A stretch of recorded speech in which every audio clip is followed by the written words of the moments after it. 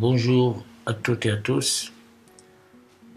Aujourd'hui, on va continuer le chapitre 2, c'est-à-dire la partie 2 du chapitre 2.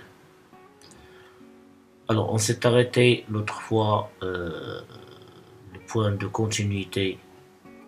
On a vu aussi les limites. Maintenant, on va attaquer le point concernant les fonctions holomorphes. Fonctions holomorphes ou dérivables avec petite différenciation entre les deux notions. Alors voilà pour la définition de l'holomorphie d'une fonction. Si on se donne un ouvert U non vide de C et une fonction complexe de U vers C, on dit que f est dérivable en z0 appartient à U si limite de f de z moins f de z0 sur z moins z0 lorsque z tend vers z0 existe.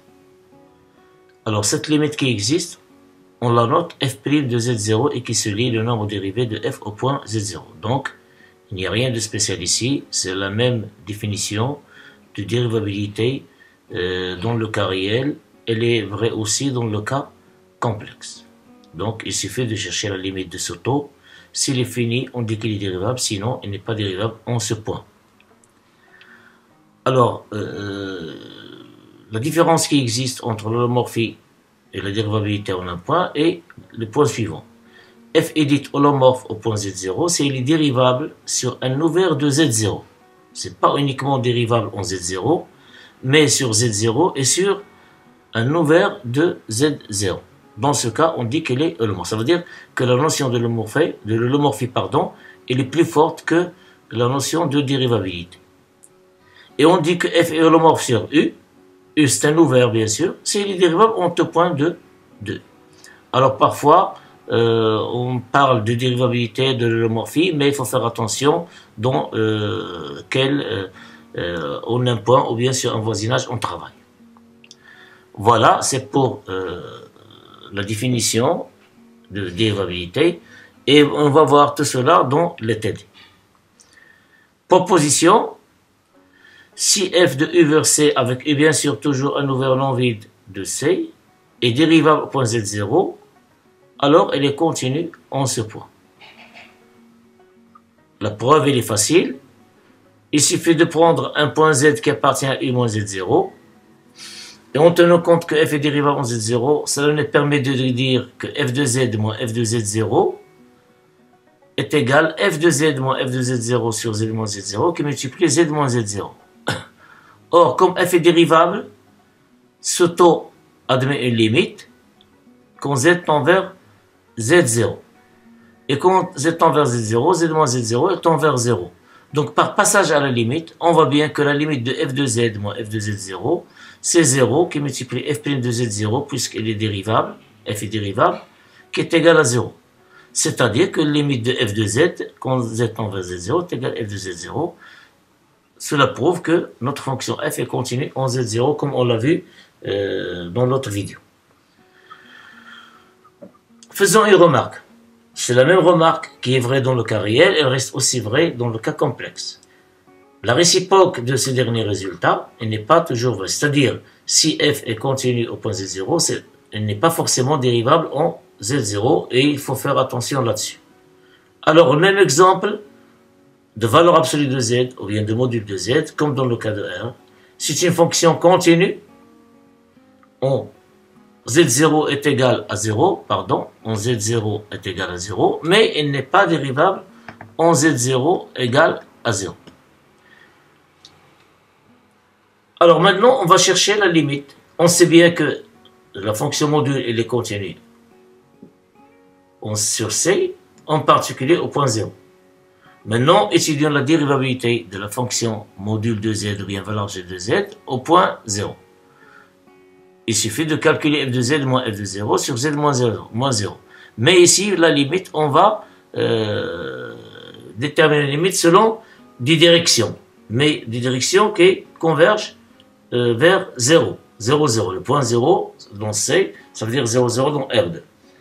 Pour cela, prenons un z réel, x, c'est-à-dire imposant à y la partie imaginaire égale à 0, et prenons x avec x strictement positif. à droite de 0.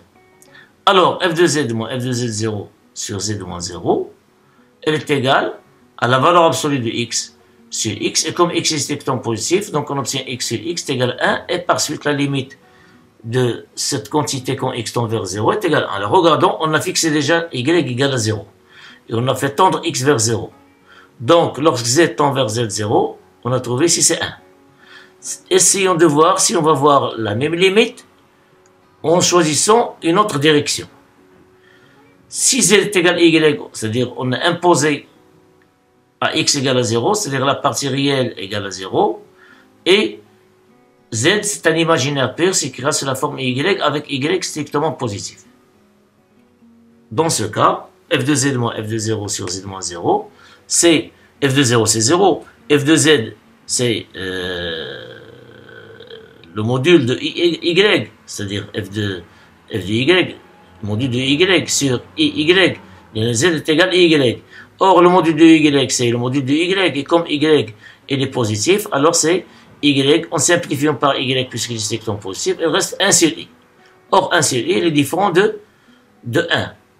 Donc, f de z moins f de 0 n'a pas de limite quand z tend vers z. Donc, on a calculé les limites selon deux directions différentes, et on a trouvé des résultats différents. Donc, f de z moins f de 0 n'a pas de limite, et par suite, notre fonction n'est pas dérivable au point 0.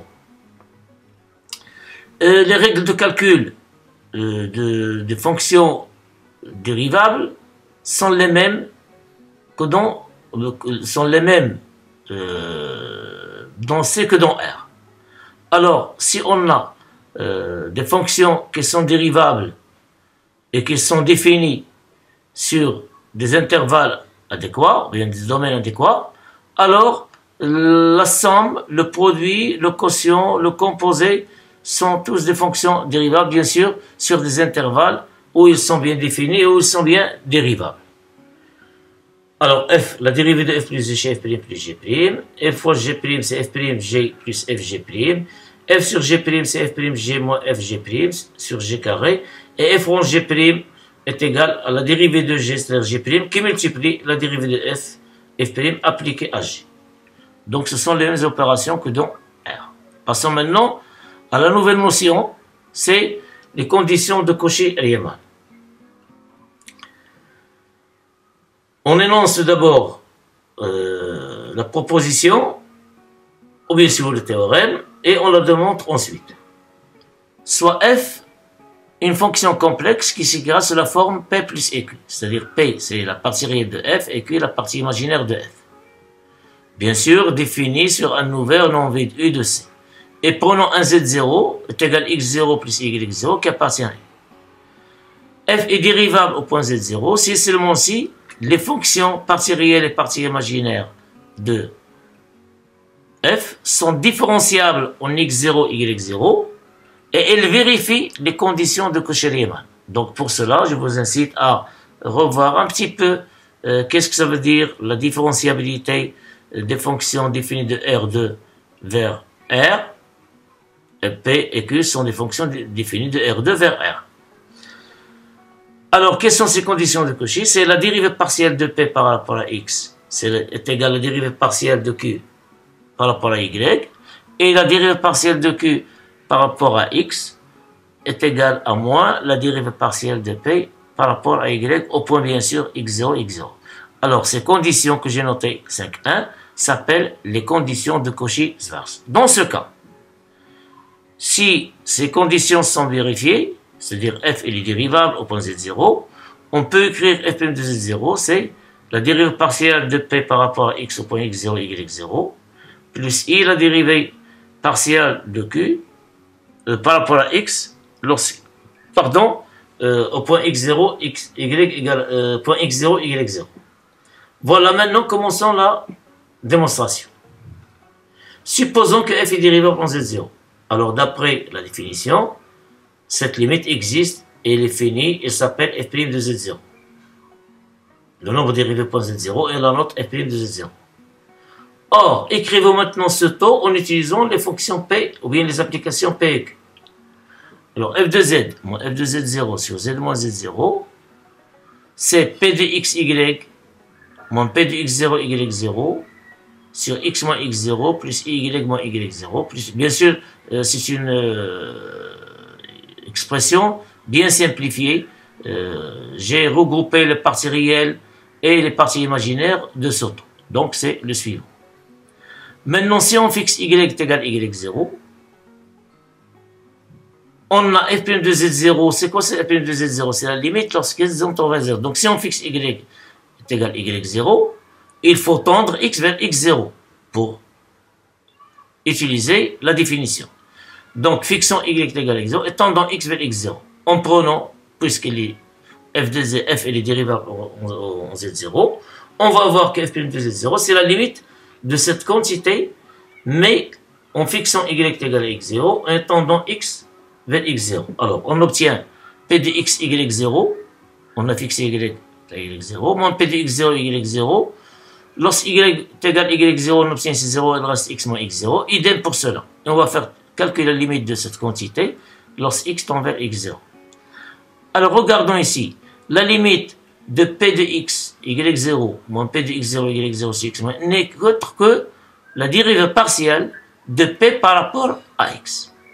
Vous pouvez le voir, encore une fois, en consultant la notion de calcul de dérivée partielle d'une fonction à deux variables.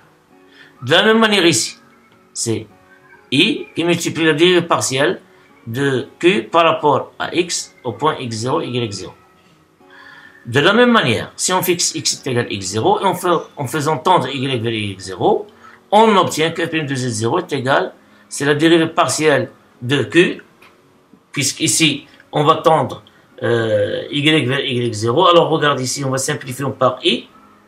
Qu'est-ce qu'il reste? C'est q de x0 y moins q x0 y0 c'est y moins x0.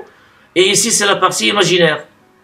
En multipliant par i, on obtient moins i sur. Donc ici on va voir la dérivée partielle de q par rapport à y. Et là on va voir le i qui multiplie la dérivée partielle, ou bien moins i qui va multiplier la dérivée partielle de p par rapport à y. Bien sûr au point x0 y0. Mais parfois on omet de x0 y0, mais c'est pas grave. Alors, puisque f est dérivable, alors f' de z, cette limite selon cette direction et celle-là selon l'autre, elles doivent être la même. Ça veut dire qu'il y a égalité entre ces deux quantités. Et par identification, bien sûr, on va voir que d rond p sur d rond x au point x0, y0 est égal à d rond q sur d rond y au point x0, y0. Et d rond q, d rond x au point x0, y0 est égal à moins d rond p, d rond y au point x0, y0. D'où les dérivées partielles existent bien sûr au point x0 et vérifie les conditions 5.1. Condition 5.1 qu'on a nommé les conditions de Cauchy-Riemann. Maintenant, donc on a montré une implication. Si f est dérivable, alors forcément elle vérifie les conditions de Cauchy-Riemann. Réciproquement, supposons que p et q sont différenciables au point x0 et y0 et vérifie les conditions 5.1, c'est-à-dire de Cauchy-Riemann. Alors, par définition de différenciabilité, on a un point x0, y0, en posant la dérivée partielle de p par rapport à x égale alpha, est égale aussi la dérivée partielle, puisqu'il vérifie les conditions 5.1, donc il y a égalité ici, il y a égalité là, en posant bêta est égal d rond q sur d rond x, qui est égal moins d rond p sur d rond y.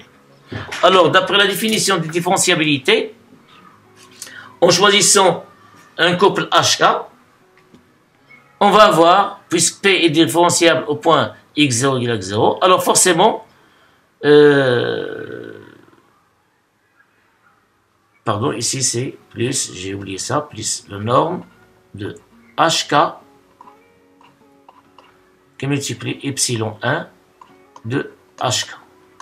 Alors, puisqu'il est différenciable, alors il existe une fonction, une application epsilon 1, telle que p de x0 plus h y0 plus k, moins p de x0 y0 est égal dérivée partielle de p par rapport à x au point x0 y0 multiplié par h, plus dérivée partielle de p par rapport à y au point x0 y0 multiplié par k, plus la norme du couple hk qui multiplie epsilon 1 hk, où epsilon 1, bien sûr, est défini au voisinage de 0, 0, et tend vers 0 quand la norme de HK tend vers 0. Donc c'est la définition de la différenciabilité au même point R2.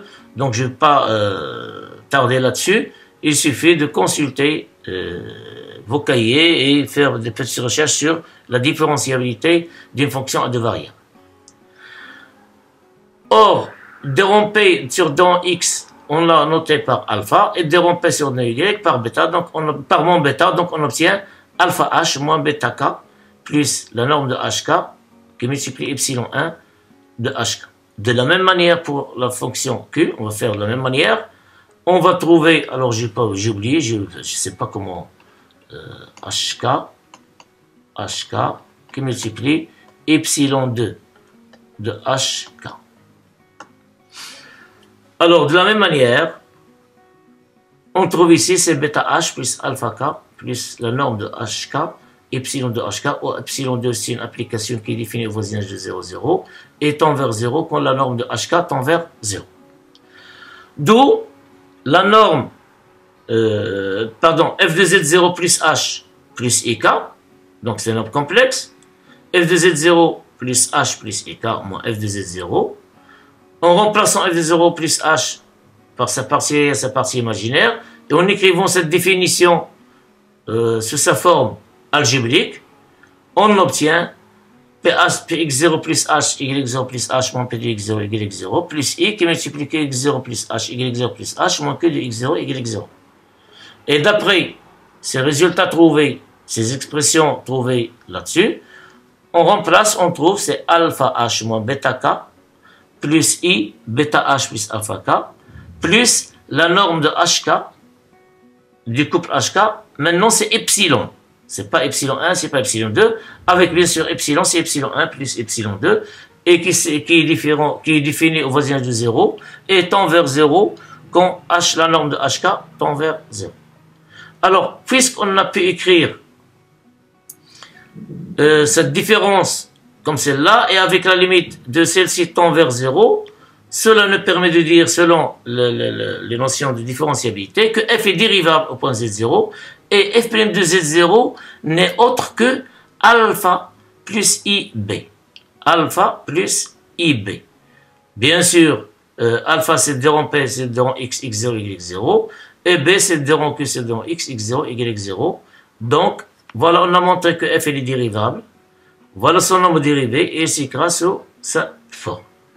Ok, on peut l'écrire sous cette forme, ou bien on peut l'écrire sous la forme suivante. Mais dans la proposition, on a utilisé celle-là, on peut utiliser l'autre, c'est de la même manière.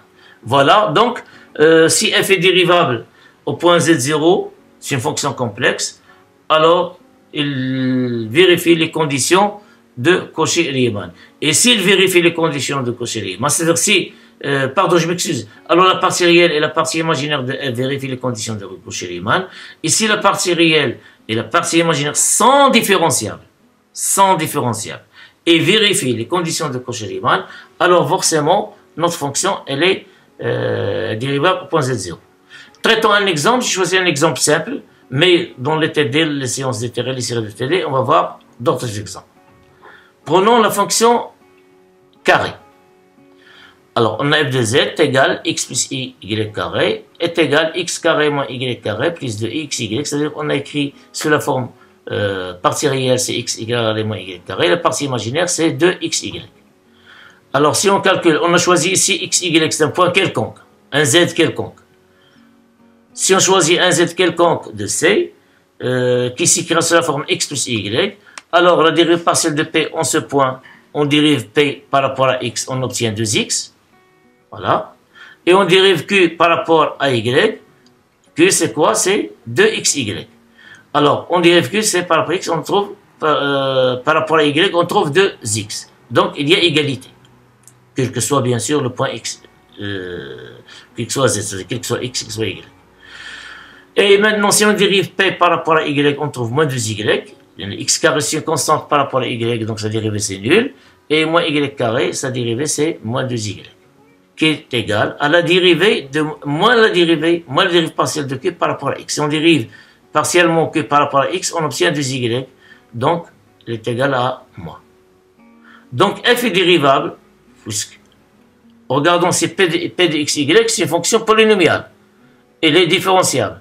Et que xy, c'est 2xy, c'est le produit de deux fonctions différenciables, donc il est aussi différenciable. Et de plus, il vérifieront les conditions de Cauchy-Riemann. Donc notre fonction f, elle est dérivable. Et lorsqu'on calcule f' de z en utilisant l'une ou bien l'autre, ici par exemple, on trouve ces 2x plus 2y qui est égal, en factorisant par 2, qu'une 2z. Donc c'est la fameuse ou bien la même fonction dérivée usuelle dans R. Voilà la remarque importante. Il se peut qu'une fonction complexe vérifie les conditions de Cauchy-Riemann sans être dérivable. C'est bien. On peut trouver des fonctions que la fonction partielle réelle et la partielle imaginaire de la fonction f vérifieront les conditions de Cauchy-Riemann, mais notre fonction f ne sera pas dérivable. Voilà un exemple. On considère la fonction f de z est égale f de x plus y, la racine cubique de xy. Ça veut dire la partie réelle pxy, c'est la racine cubique de xy, et la partie imaginaire q, elle est nulle. Et on va choisir z0 est égal à 0. Alors, on a p de xy, c'est la racine cubique de xy, et la partie imaginaire q de xy est égale à 0.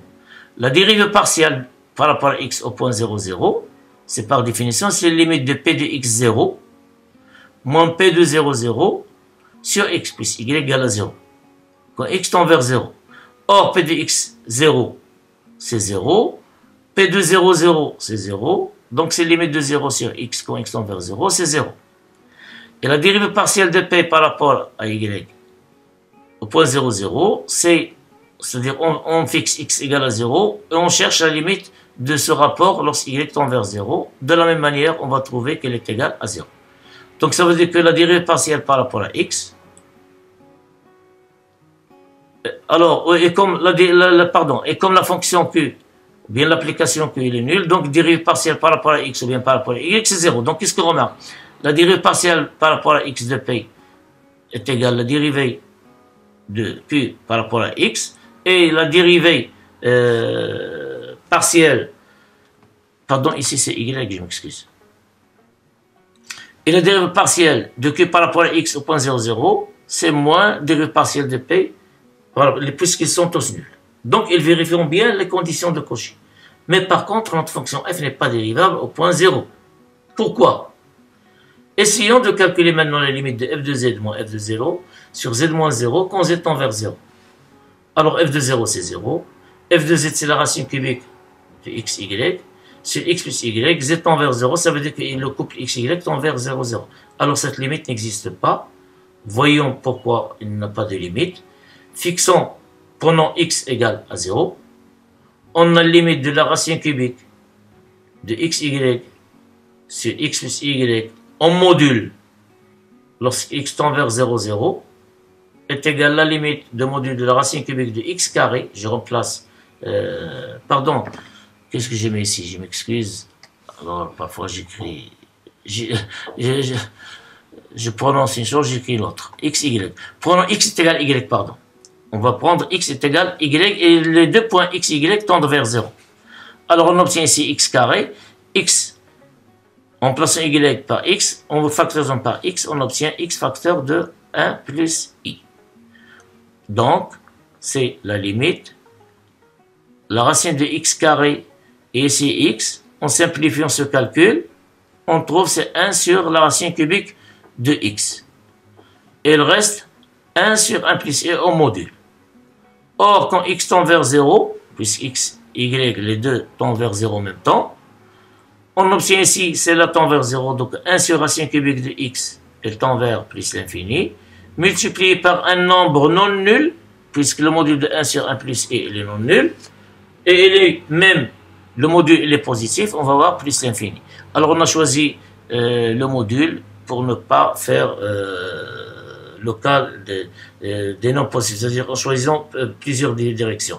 Il ne suffit cette direction, il n'a pas de limite, donc notre fonction f n'est pas dérivable. Par contre, la partie réelle de f et la partie imaginaire de f vérifieront les conditions de Cauchy-Riemann. Alors, dans cette partie des propriétés, on va donner d'autres formes, si vous voulez, équivalentes des conditions de Cauchy-Riemann.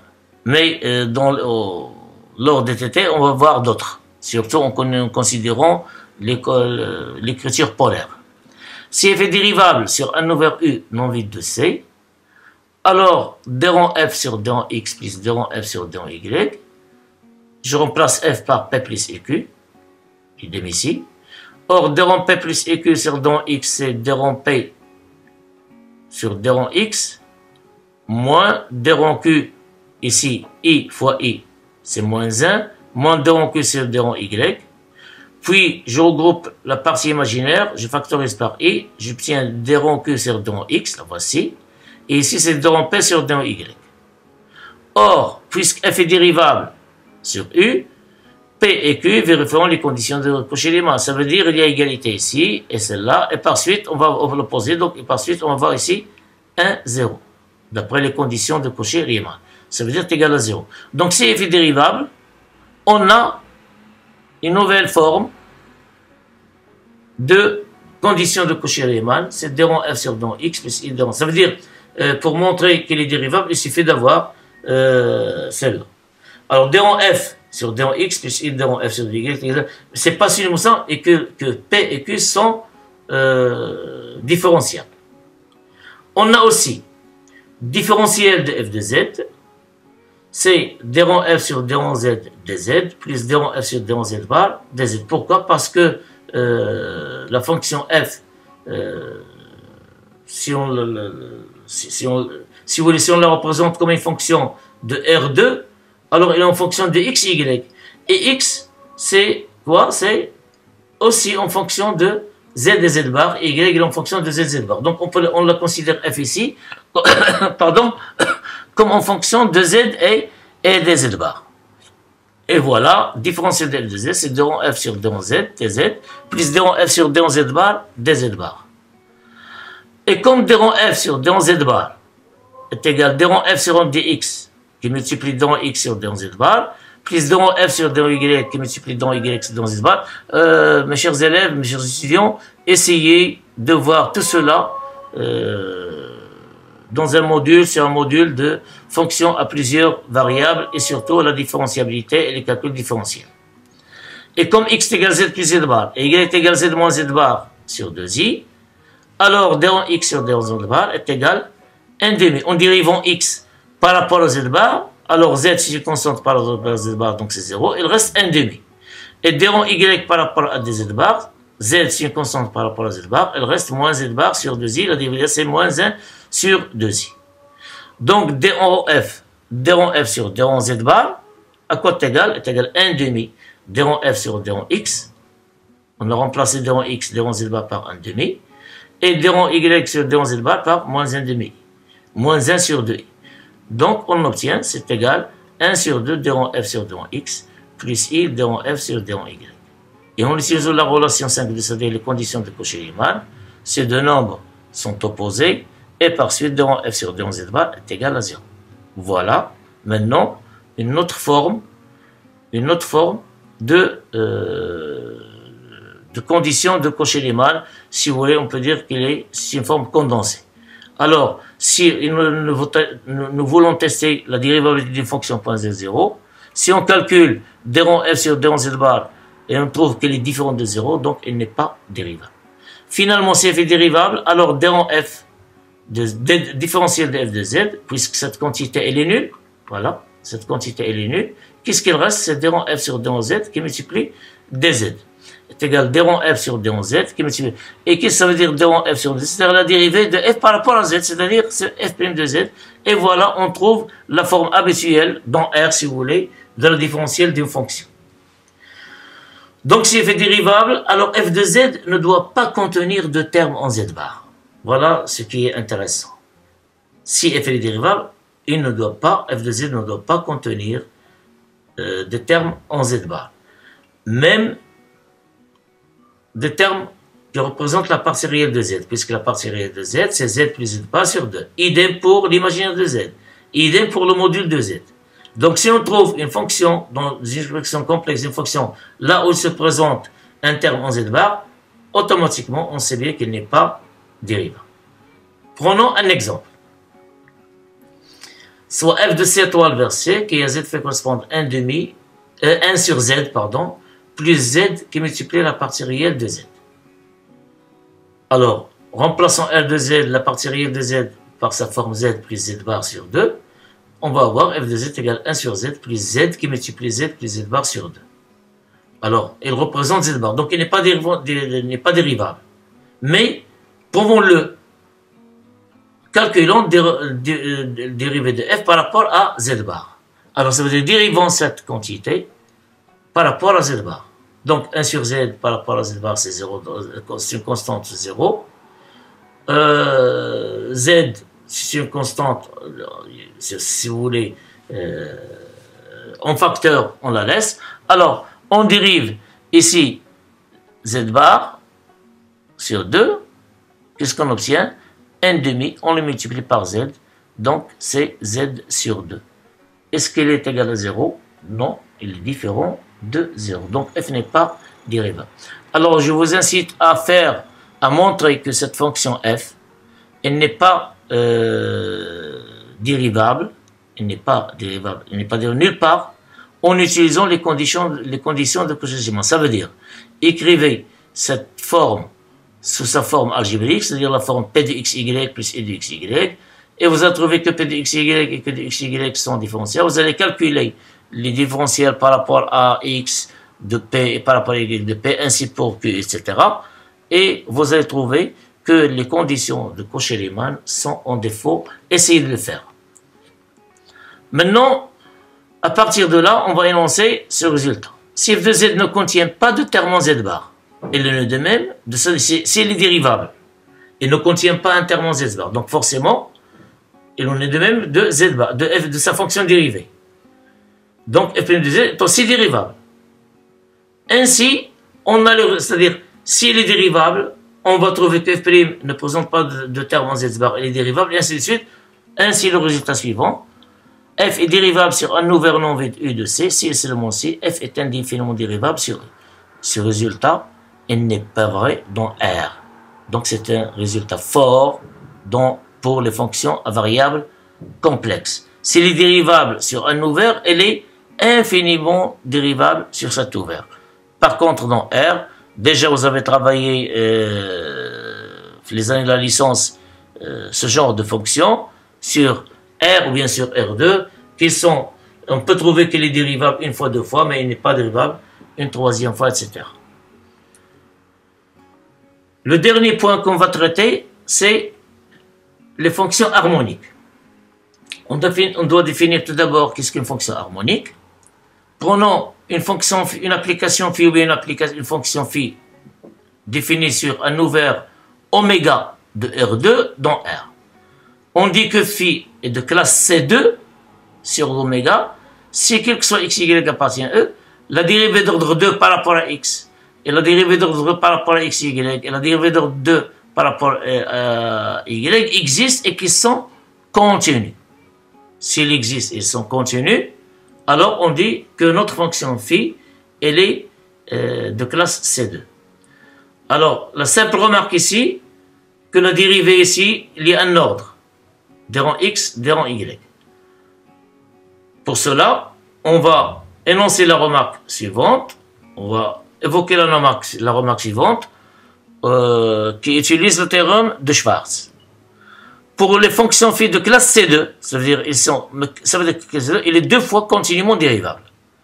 Le théorème de Schwarz assure l'égalité suivante, ça veut dire la dérivée d'ordre 2 en dérivant des rangs x, des rangs y, c'est la même façon qu'on dérive f deux fois en suivant l'ordre des rangs y et des rangs x. Mais en général, si on trouve ces deux quantités différentes, alors elle n'est pas de classe C2. Ça veut dire qu'elle n'est pas continue. Elle est deux fois dérivable. Il est deux fois dérivable par rapport à x, deux fois dérivable par rapport à y, deux fois dérivable par rapport à x et y, suivant un ordre comme l'autre. Mais si on trouve que ces deux quantités, elles sont différentes, alors il n'est pas de classe C2. Par contre, si ces trois quantités existent et sont continues, s'il est continu, ça veut dire il y a égalité, on sait, c'est le fameux théorème de Schwarz. Maintenant, on va parler de la fonction harmonique. Soit f de classe C2, pardon, il faut tout d'abord qu'une application phi soit de classe C2. Je répète, de classe C2, elle est deux fois continuellement dérivable. De oméga dans R2. On dit que phi est harmonique, c'est que ce x, y appartient à oméga, qui est inclus dans R2. Cette somme égale à 0, et cette somme n'est que le Laplacien. D rond f, d rond 2 de f sur d rond x carré, plus d rond 2 de f sur d rond y carré, ils se notent delta phi, et se lie le Laplacien de phi. Alors si le Laplacien est nul, pardon, si f elle est de classe C2, c'est-à-dire elle est deux fois continuellement dérivable, et le Laplacien de phi est nul, alors on dit que phi elle est harmonique. Voilà un exemple.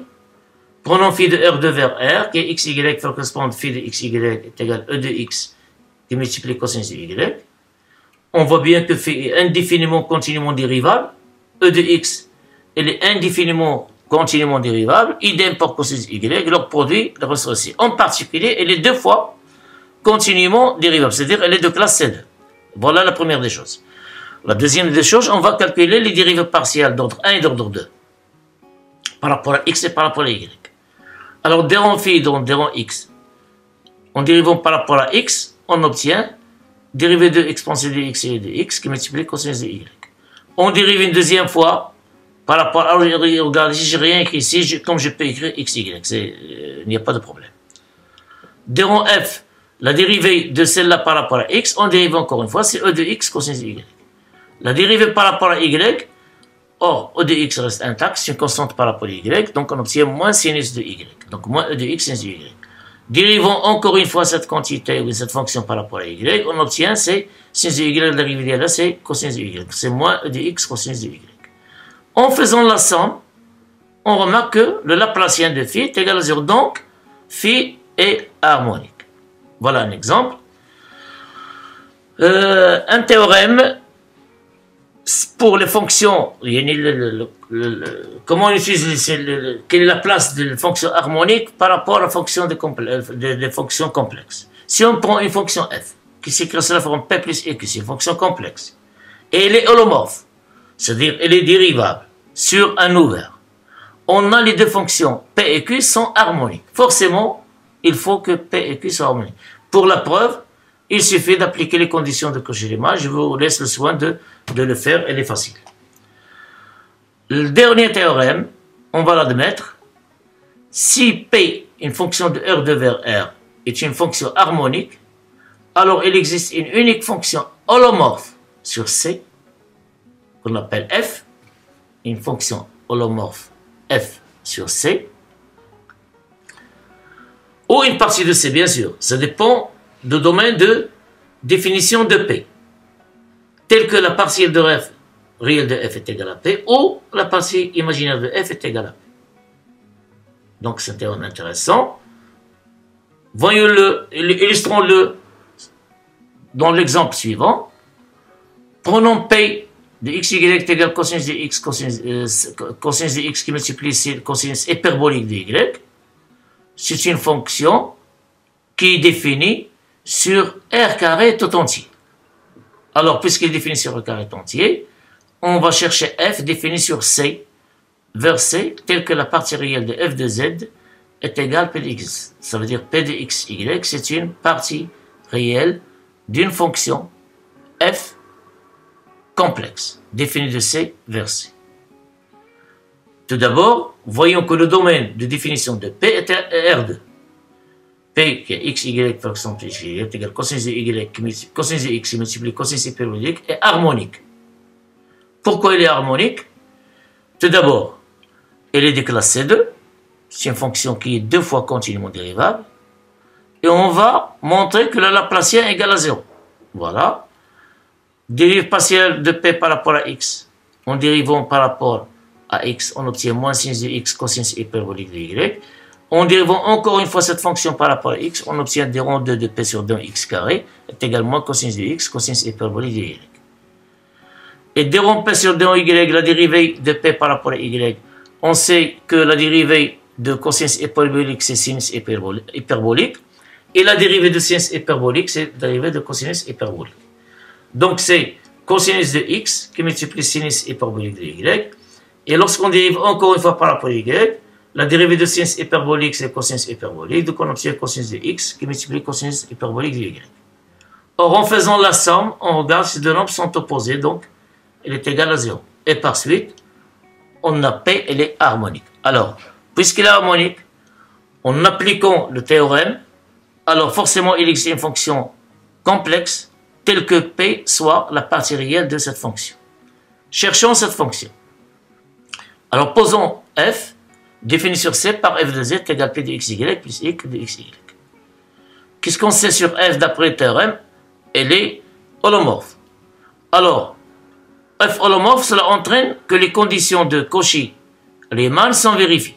C'est-à-dire d rond p sur d rond x est égal à d rond q sur d rond y. Alors, dérivons p. P c'est quoi? C'est cosinus de x qu'on multiplie cosinus hyperbolique. Alors, en dérivant par rapport à x, on obtient c'est moins sinus de x cosinus de y. Et elle est égale, d'après les conditions de Cauchy-Riemann, est égale d rond de q, d rond y. On a noté cette relation par 1. Dérivons P par rapport à y. Par rapport à y, on obtient cosinus de x, sinus hyperbolique de y. Qui est égal, d'après les conditions de Cauchy, c'est moins d rond q sur d rond x. On va noter ça 2. Alors, regardons. Nous, on connaît P. Qu'est-ce qu'il reste à vérifier? Le travail à faire, c'est de déterminer Q. Et puisqu'on a d rond q sur d rond y est égal à moins sinus de x, cosinus de y, on peut trouver Q en intégrant cette fonction par rapport à y. Donc c'est Q de xy, c'est une primitive de moins sinus de x cosinus hyperbolique de y par rapport à y. Or, une primitive de moins sinus de x cosinus hyperbolique, regardez ici, c'est sinus de x, c'est une constante. Donc, il n'intervient pas dans l'intégration. Ça veut dire que c'est une constante, on peut la faire sortir. Donc, c'est moins sinus de x. Et une primitive de cosinus de y, c'est sinus hyperbolique de y plus une constante. Mais cette constante, elle ne dépend que de x.